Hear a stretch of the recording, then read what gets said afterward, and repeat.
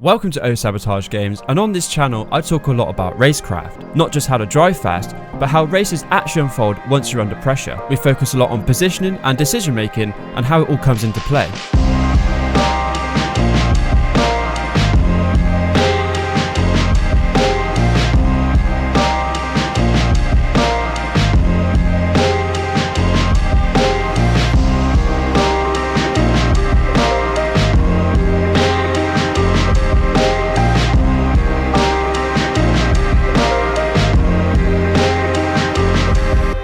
For those of you that are new to the channel, before sim racing, I spent over 10 years of racing UK karting, and one of the biggest things that carried across wasn't technique, it was understanding when and how decisions were really being made. Because most races aren't decided in the braking zone, or at the moment two cars arrive side by side, they're decided much earlier. In this video, I want to break down how anticipation, attention and expectation shape racing behaviour, and why so many of the most important moments happen before even defence or attacking even exists.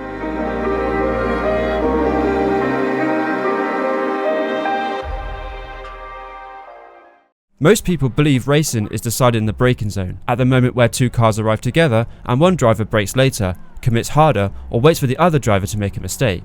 But by the time that moment happens, the outcome has usually already been shaped several seconds, and sometimes several corners earlier. I'm not talking mechanically, and not through any conscious calculation, but psychologically. This isn't an overtaking guide, we already have a video about that. And it isn't about technique or specific moves, it's about how drivers anticipate risk, and how the anticipation quietly reshapes behaviour, and why many of the most important moments in racing happen before defence is even active. Because defending is not a constant state, it switches on and off. Every driver, whether they realise it or not, is constantly allocating attention throughout a lap, not evenly and not deliberately, but selectively, because it simply isn't possible to remain fully alert to everything at once for an entire race. This means drivers subconsciously decide where risk is likely to appear and where it probably won't. And that decision ends up shaping far more than most people realise. It determines where attention goes, where behaviour tightens, and where reactions start to creep in, which is why attention, more than grip, bravery or raw pace, is often the real currency in racing.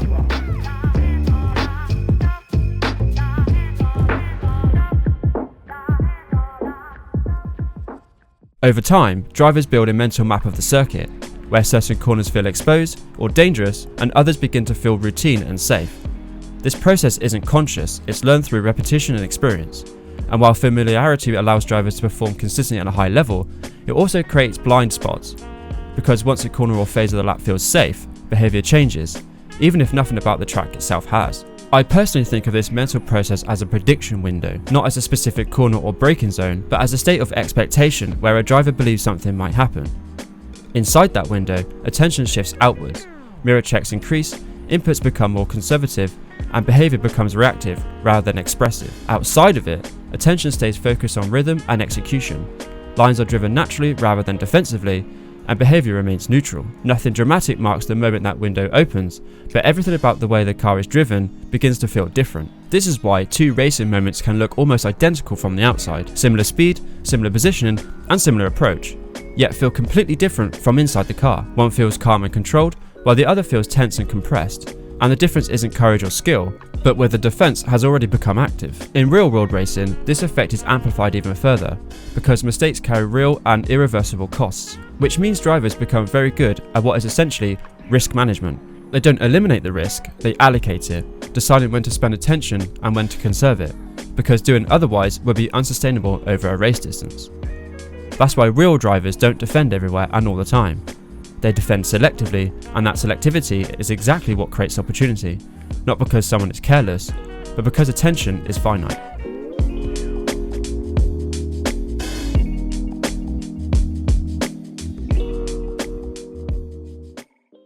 This is also why the idea of the so-called surprise move is often misunderstood, because it isn't about aggression, impatience or unpredictably for its own sake. Most of the time it's simply an interaction that happens before the other driver believes they're under threat, before the prediction window has opened and the defence is switched on. In these moments, attention hasn't shifted yet, behaviour remains neutral and inputs stay natural, which is why these situations often feel calmer and cleaner rather than more chaotic. There's less reaction, less last second movement and fewer defensive adjustments, not because someone has hesitated, but because nothing needed managing yet.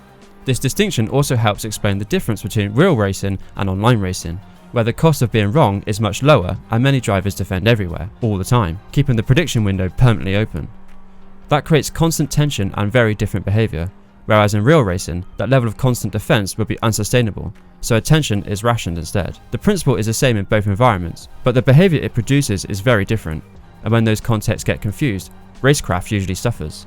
Good racecraft at its core isn't about asking where you can make something happen, but about recognising whether another driver has started allocating attention to you yet.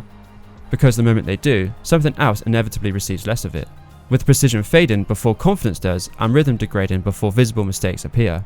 You don't need to panic, drama or obvious errors, you just need to attention shift. That's why the best racing moments rarely feel spectacular from inside the car, but instead feel quiet, measured and almost inevitable, not because someone forced the issue, but because the interaction happened before defence ever fully formed. And once you start seeing racing through expectation rather than opportunity, battles begin to feel clearer, decisions feel lighter, and the need to force moments slowly disappears. Because racecraft doesn't live in the move itself, it lives in what the other driver believes is about to happen long before it does. If this way of looking at racing resonated with you, a simple like on the video really helps more people find the channel, and make sure to subscribe so you don't miss any future racecraft breakdowns like this. If you want to explore the more execution side alongside the psychology, there's a video on screen now where I break down how overtakes actually come together on track. It pairs really well with what we've talked about here. I'm also aiming to get this channel to 100 subscribers before 2026, so if you found value in any way I approach racing and decision making, your support genuinely makes a difference. Thank you very much for watching, and I'll see you in the next video.